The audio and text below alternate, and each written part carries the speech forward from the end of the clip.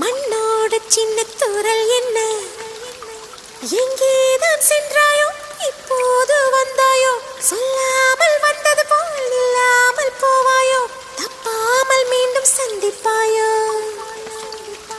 நீ வரும்போ